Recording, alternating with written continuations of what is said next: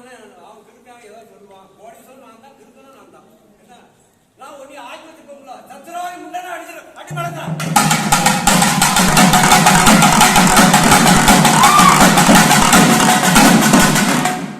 என் மேய்ச்சி அவனை கிள்ளுகிறேன் நினைப்பான் என் பிள்ளை அதுக்குன்னு ஒருத்தர் நான் வளர்த்து வச்சிருக்கேன் உண்டன் மேல அவனை உரிச்சிருவான்